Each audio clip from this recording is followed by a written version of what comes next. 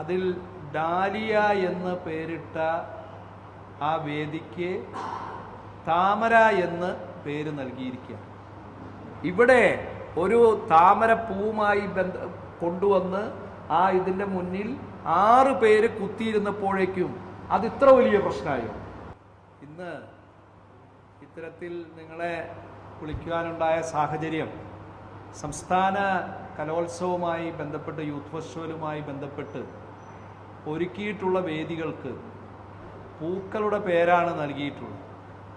അതിൽ ഡാലിയ എന്ന് പേരിട്ട ആ വേദിക്ക് താമര എന്ന് പേര് നൽകിയിരിക്കുക. ഇത് വിവാദം ഒഴിവാക്കാനാണ് ഇങ്ങനെ പേരിട്ടതെന്ന് ബഹുമാന്യനായ വകുപ്പ് മന്ത്രി ശ്രീ ശിവൻകുട്ടി പറഞ്ഞു. എന്തിനാണ് ഇങ്ങനൊരു വിവാദത്തിന് അവസരം വെച്ചു കൊടുത്തത്? ഇത് CPM-ഉം BJP-യുമായുള്ള ഒരു അന്തർധാരയാണ് എന്നാണ് ഞങ്ങൾക്കിതിനെക്കുറിച്ച് സൂചിപ്പിക്കാനുള്ളത്. അല്ലെങ്കിൽ ആകെ ഇന്നലെ നടന്നു എന്ന് പറയുന്നത് ഒരു പ്രൊട്ടസ്റ്റാണ്, BJP-യുടെ പ്രാദേശികമായിട്ടുള്ള രീതിയിലുള്ള ഒരു പ്രൊട്ടസ്റ്റ്. മുതിർന്ന നേതാക്കൾ ആരും ഇതിനെക്കുറിച്ച് പരാമർശിക്കുകയുണ്ടായില്ല. പക്ഷേ ഇന്ന് ബഹുമാന്യനായ വിദ്യാഭ്യാസ വകുപ്പ് മന്ത്രി ശ്രീ ശിവൻകുട്ടി ഈ കാര്യത്തിൽ BJP-യുടെ മേഖലാ കമ്മിറ്റിയുടെ പ്രസിഡന്റ് അദ്ദേഹത്തെ വിളിച്ച് വിവാദങ്ങൾക്ക് പോകരുത്, ഞങ്ങൾ താമര എന്ന് പേരിടാൻ തീരുമാനിച്ചിരിക്കുന്നു എന്ന് പറഞ്ഞിരിക്കുകയാണ്.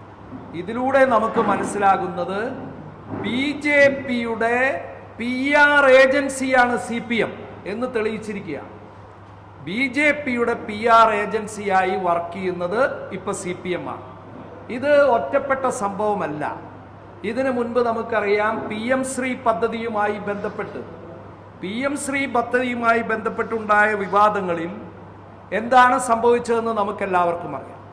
അനാവശ്യമായി ഭാരതീയ ജനതാ പാർട്ടിക്ക് ഒരു ഹൈപ്പ് ഉണ്ടാക്കി കൊടുക്കലാണ് അതിലൂടെ ഉദ്ദേശിച്ചത്.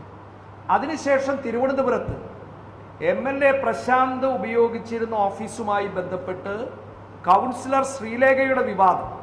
എന്തിനാണ് അത് ഉണ്ടാക്കിയത്?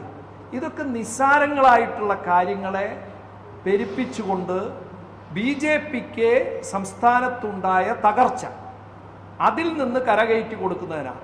ഇപ്പൊ തൃശ്ശൂരിൽ എന്താണ് ഈ വിവാദം? എന്താണ് ഈ ഒരു കലോത്സവ വേദിക്ക് പൂവിൻ്റെ പേരിടണം എന്ന് പറയുമ്പോൾ സ്വാഭാവികമായും ദേശീയ പുഷ്പം ഏതാണെന്നെങ്കിലും മനസ്സിലാക്കി വെക്കണ്ടേ? അതൊക്കെ ഇത്ര വലിയ കാര്യമാണോ? ഒരു ചെറിയൊരു പ്രശ്നത്തെ ഊതി വീർപ്പിക്കുന്ന രീതിയിലാണ് ഇവിടെ ഉണ്ടായത്.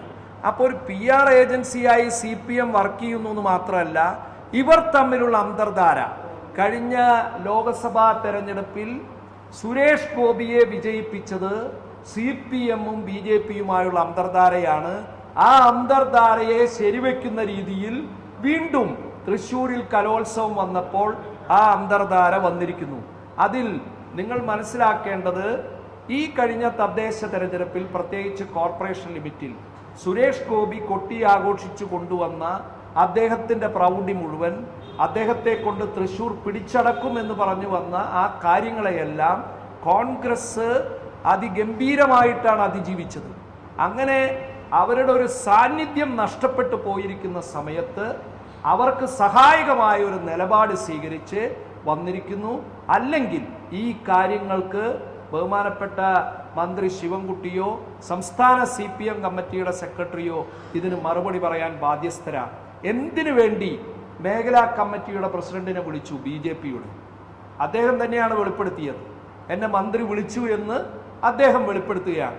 ഈ ഒരു ചെറിയ ഒരു കാര്യമാണ്. ഇതൊക്കെ ഇത്ര വലിയ കാര്യങ്ങളാണ്.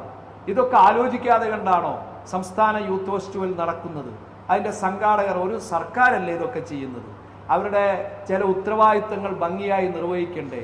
അത് നിർവഹിക്കാതെ ഇത്തരത്തിലുള്ള വിവാദങ്ങളിലേക്ക് കടത്തിവിടുന്നത് അത് നഷ്ടപ്പെട്ടു പോയ BJP-യുടെ ആ കഴിഞ്ഞ ലോക്സഭാ തെരഞ്ഞെടുപ്പിനുണ്ടായ നേട്ടം ഈ തദ്ദേശ സ്ഥാപന തെരഞ്ഞെടുപ്പുകളിലേക്ക് നഷ്ടപ്പെട്ടു പോയപ്പോൾ അവരെ തിരിച്ചു കൊണ്ടുവരുന്നതിന് വേണ്ടി ഇവർ ചെയ്യുന്നതാണ്. ചുരുക്കത്തിൽ BJP-യും CPM-ഉമായുള്ള തൃശ്ശൂരിൽ ഉണ്ടാക്കിയ അന്തർധാര വീണ്ടും കലോത്സവ വേദിയിൽ ആ അന്തർധാര വെളിവാകുന്നു. അതുപോലെ തന്നെ BJP-യുടെ PR ഏജന്റായി മാറിയിരിക്കുന്നു CPM. തീർച്ചയായും ഉണ്ട് എന്ന് തന്നെയാണ് ഞങ്ങൾ വിശ്വസിക്കുന്നത്. അല്ലെങ്കിൽ ഒന്ന് ആലോചിച്ച് നോക്ക്, ഇന്നലെ എന്ത് പ്രൊട്ടസ്റ്റ് നടന്നു എന്നാ